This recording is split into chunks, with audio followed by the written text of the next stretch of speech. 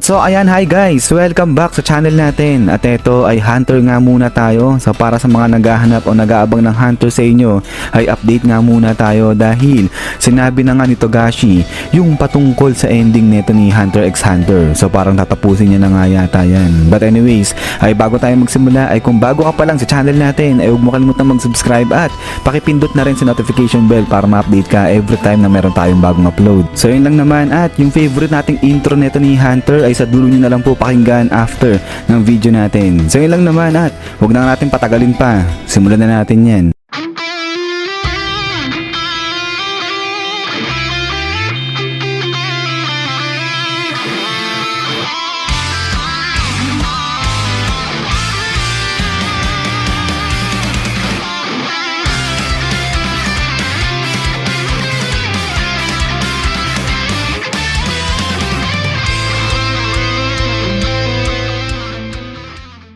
At so nagkaroon nga ng interview para dito kay Togashi, but supposedly ngayong araw pa lang yan lalabas, ngayong November 21, pero nalik na. But then sa interview na to ay nabanggit niya na yung patungkol dito sa ending ng Hunter x Hunter. So parang tatapusin na yata ni Togashi itong si Hunter.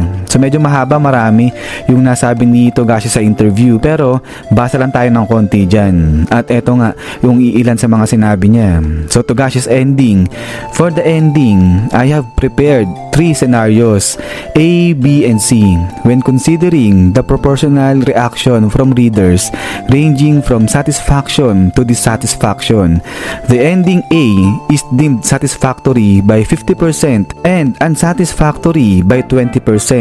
This does not necessarily imply a high rating, but for me, reaching it will be secure in a way that doesn't complicate matters with excessive criticism in my belief. At ituloy pa nga natin dito, to give you a clearer picture, I will share scenario D, which fell out of the candidate scenarios for the ending.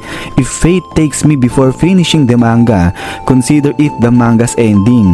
I would be happy if you forgive me for that. At so ayan, ay dito nga sa interview ni Togashi ay sinabi niya na naghanda siya ng 3 ending na senaryo para nga dyan kay Hunter x Hunter. So yan nga si A, si B, at saka si C.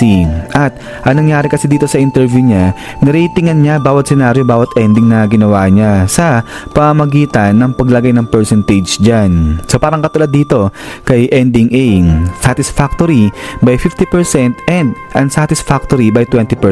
So itong mga nakikita nyo na 20%, 50% dyan kay unsatisfactory at saka kay satisfactory, tayo yung mga readers neto ni Hunter x Hunter. So ayan, yung sa tingin ni Togashi na percentage ng reaction natin kapag nabasa natin yung ending A o si ending A, at iba yan kay ending B at saka kay ending C. So yun nga, nilagyan niya ng percentage, so magkakaiba sila. Pero sinabi rin naman dito ni Togashi na hanggat maaari ayaw niyang umabot sa point na talagang gagawin niya yung isa sa mga senaryo nga dito sa 3 na to, kay A, kay B at saka kay C. Kasi meron dito na talagang 90% yung unsatisfactory natin. At ang gusto nga dito ni Togashi sana ay makagawa nga raw siya ng ending na talagang may enjoy natin, kasi yun naman daw talaga yung pinaka-goal niya. But then, ang paalala nga ni Togashi dito, if fate takes me before finishing the manga, consider it the manga's ending. I would be happy if you forgive me for that. So etong part lang talaga na to yung nakakalungkot nga dyan, kasi parang namamaalam na etong si Togashi. So hindi naman talagang namamaalam na, pero the fact na ganito yung sinasabi niya ay talagang kitang-kita nga na talagang hirap na itong si Togashi, kasi nga talagang di na ganun kaganda yung lagay niya. Alam naman natin na talagang malala yung sakit niya sa may likod. But anyways, ay tuloy nga tayo dahil bagamat sinabi na nga ni Togashi na meron siyang 3 senaryong hinanda, pero yung ending neto ni A, ni B at saka ni C, yan yung hindi na dinetailed, yan yung hindi na sinabi ni Togashi dyan sa interview niya. So wala pang may alam. So kaya pwede pa rin naman talaga nating abangan kung ano yung ending na gagawin nito ni Togashi.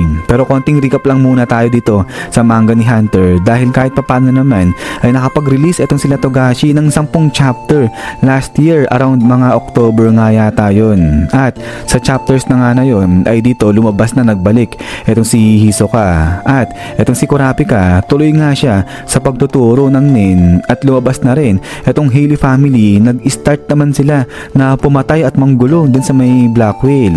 At dito sa kabilang banda ay tuloy pa rin naman yung succession war nga na nagaganap sa mga prinsipe. At so maliban pa dyan, yung isa pa sa mga highlights ay nakita nga natin yung backstory nito ng Phantom Troop o ng Giniryodan. So dito nakita nga natin kung paano nagsimula mabuo itong grupo na to at yung dahilan kung bakit sila nagbuo nga ng grupo na kung tawagin ay Phantom Troop. But then ay pagkatapos dito sa backstory ng Phantom Troop ay back to present na at may kita nga natin sa last chapter na itong Phantom Troop ay nakikipagtulungan na sila sa Shiyu family at saka sa Char family.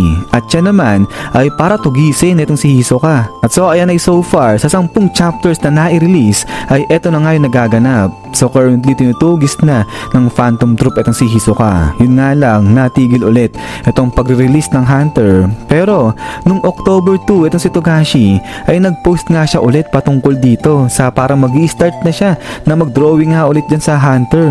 At sinabi niya nga rito start over. So kaya nga marami natutuwa kasi nga magsisimula na ulit itong Hunter.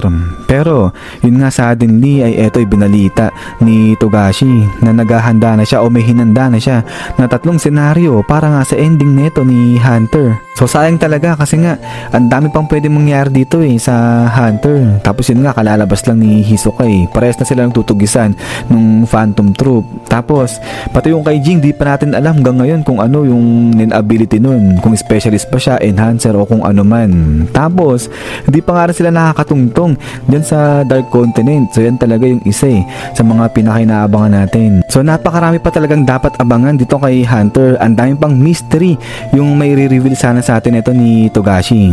Pero yun lang naman guys ay hindi pa naman ganun kasigurado kung tatapusin na kaagad ni Togashi itong si Hunter. Ang sinabi niya lang naman dyan na naghanda na nga siya ng 3 senaryo para nga sa ending nito ni Hunter. So ipagdasal na lang talaga natin na sana nga umukay yung condition nito ni Togashi na gumaling pa nga siya para matapos niya itong si manga. Yung ano ba, matapos niya nung talagang kontento siya, nung satisfied siya dun sa nagawa ng ending o nagawa ng istorya dito sa Hunter x Hunter. At so ayan ay pagkatapos nito is yan guys, so hanggang dito lang itong update natin ito. At ayan ay sinisimulan ko pa naman itong manga series si Hunter natin kasi nga dyan ako nagsimula kay Hunter x Hunter dun sa may Dark Continent Expedition arc o yung iba nga tinatawag na Succession War arc yun. So nandun yun sa may second channel natin at saka dito po kay Facebook page natin. So yun pala, huwag nyo kalimutan na i-follow itong si Facebook page natin. So yung mga links niya ni second channel at saka ni Facebook page nandiyan lang po sa may comment section natin. So paki-check na lang sila. At so yun lang naman guys, at ayan nga ay maraming salamat sa panonood dito kay Hunter natin. At so eto na